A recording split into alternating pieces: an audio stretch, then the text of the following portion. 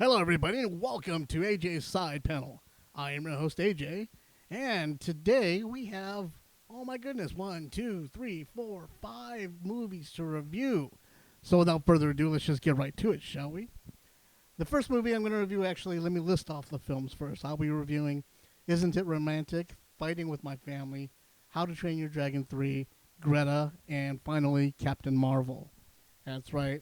While you've been waiting for me to show up, I've been busy. So, without further ado, let's get started. The first film I'll be talking about is Isn't It Romantic?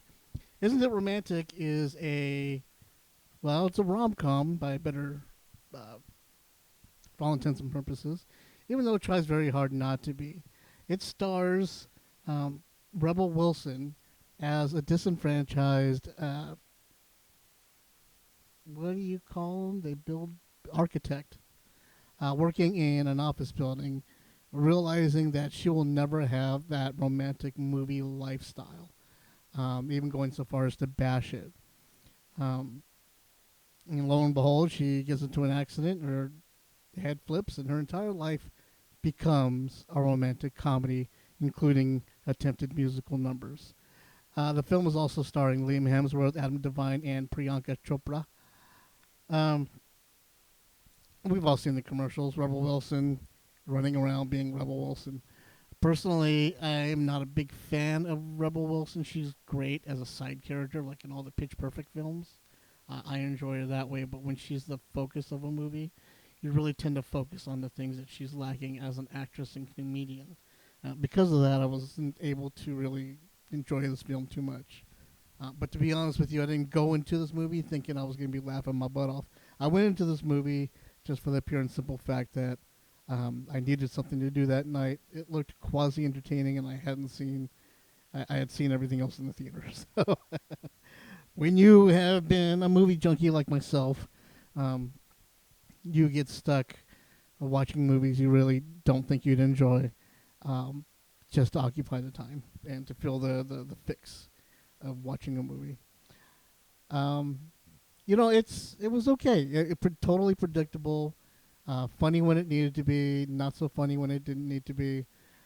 Seeing all of it had kind of a Wizard of Oz aspect to it, in that Rebel Wilson is Dorothy living in her life and she wants a better life, and ends up in Oz and sees all of her friends from her family and friends showing up as different relatable characters in Oz, and so Rebel Wilson has the same exact effect when she gets into this dream world of a rom com gone wrong.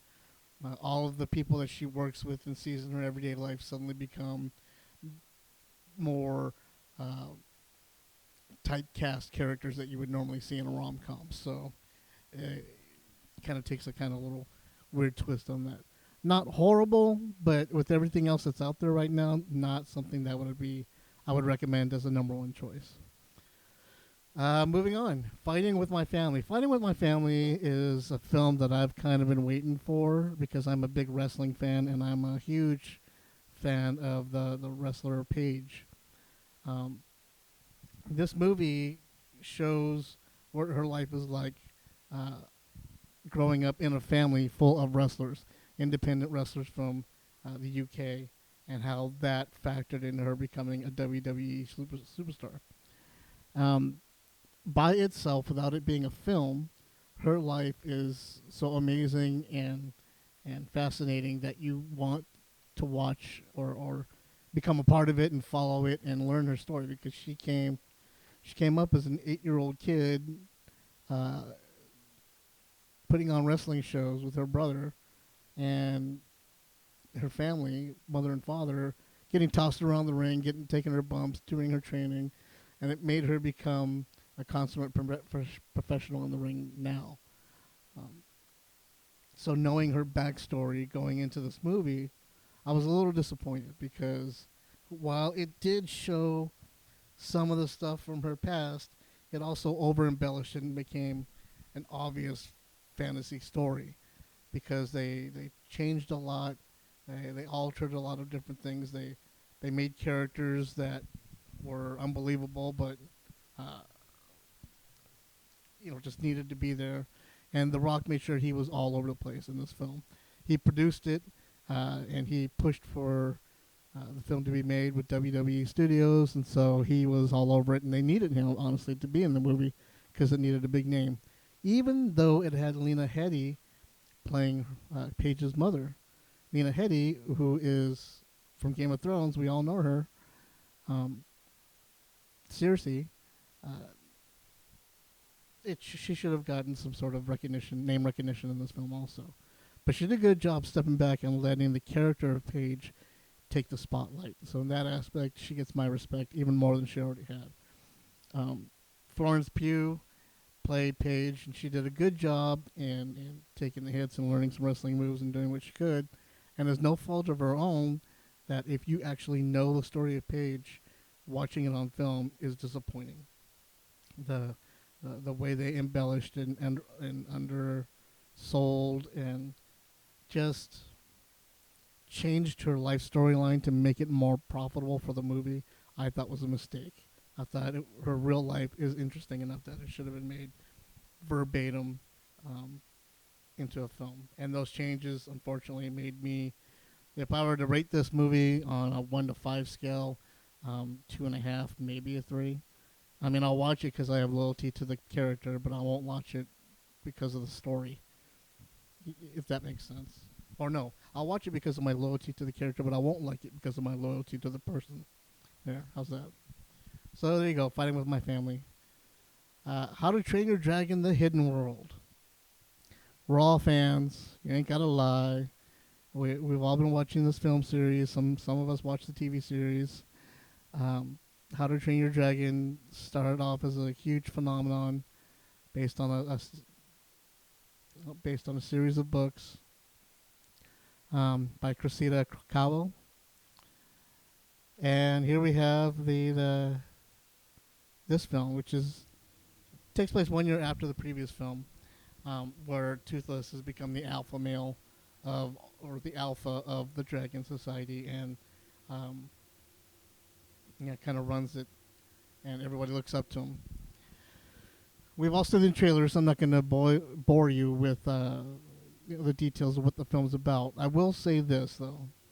This series of films follows the Star Wars series formula to a T, where the first film was full of light and hope and discovery, and you're realizing who these characters are and their trials and tribulations and how they're going to exceed and surpass expectations and have this wonderful life happily ever after. Then the second film came along and it was dark and tragic and there's death. And even the graphics and the cinematography were just amazing and gorgeous and just phenomenal.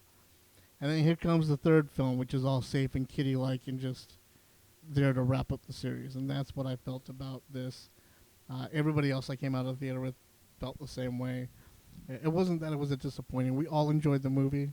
We'll all see it again, and we'll all watch all three of them back to back to back when we have a chance. It was just a little disappointing to see that they took a safe route. Even the graphics weren't as impressive as the original first two movies, especially the second. Oh my gosh. Safe for kids. Kids will love it. If they love the other movies, they'll love this one. It's a family fun film. You will not regret seeing this movie. But if I were you, I would go see it in a bigger format, an IMAX, an RPX, Dolby Atmos type film. It deserves the big screen treatment. If you have a 4K TV at home and it's at least 60 inches, then you'll probably enjoy this once you get it home. I'm telling you, in the theater, you just need to appreciate it once. So go see it if you can. The next film I saw was Greta, starring Isabel Huppert and Chloe Grace Moritz. You know, Hit Girl. This movie was about how an old lady befriends a younger lady by leaving her purse on a subway train. The younger lady decides to return the purse and they become fast friends, only to find out that Greta is a psycho hose beast. This movie was, I don't know. You got no surprises when you went and saw this movie. If you saw a trailer, you saw everything that this movie had to offer you, and you already knew what was coming. Because if you hadn't seen that part in the trailer, you knew it was coming up soon. Um, in that aspect, it did not disappoint. However, it was not a good film, and I will not be seeing it again. And I just cannot recommend it to anybody. There was nothing, no saving grace to this film. Everything about it you had seen in previous other films and done better. Unfortunately, for the actors in this film, they just struck out with it, and it's unfortunate because they had a lot of potential.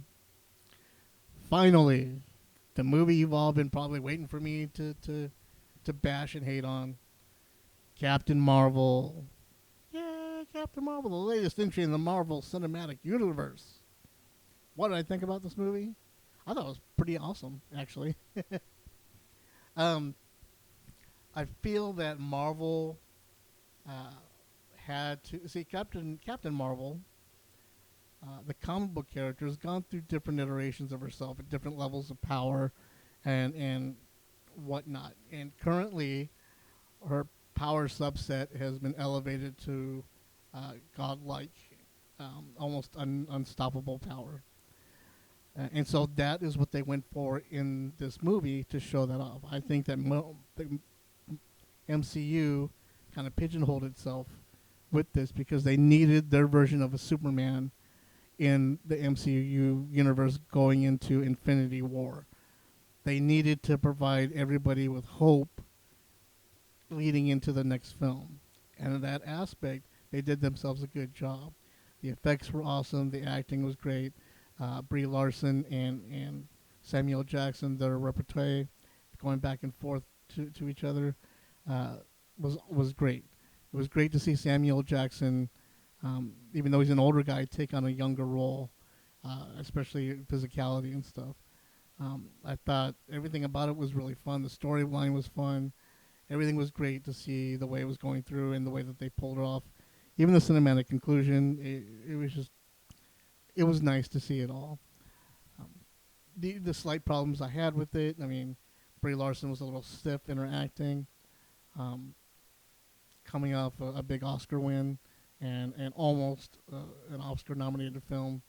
I would have thought she would have been a little bit more relaxed going into this movie, but I understand she was probably just a little nervous. She had a lot to bear on her shoulders. Um, and that was pretty much the only problem I had with the movie. uh, perfect, no. But awesome. A good fit in the Marvel Cinematic Universe. Um, two after credit. Um, I don't even remember what they're called yet. After credit scenes. The first one leads into to Avengers Endgame. I thought it was awesome. The second one, more of a comedic take, familiar to the way Into the Spider Verse. That end credit scene was, um, a lot of fun, but not necessary.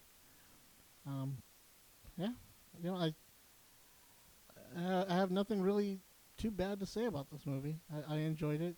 It was great seeing Blockbuster Videos, a place where I worked when I was growing up, so that was cool to see there. The whole '90s music soundtrack and '90s era attitude and everything about the '90s was very predominant in this movie. That was great. Seeing all the little Easter eggs that you see, Monica Rambeau, Marvel, Novar, all that stuff. It was great. I enjoyed it. I want to go see it again, and I'm excited to go see it again with people that haven't seen it. So uh, there you have it. That's my review. Sorry for the delay before. A little personal drama going on here at the house, so it prevented me from being able to record. But again, I'm trying to keep up. This coming week, it's going to be awesome because we have not only Triple Frontier, which is premiering on Netflix, which is starring Charlie Hunnam, Oscar Wilde. Oscar Wilde?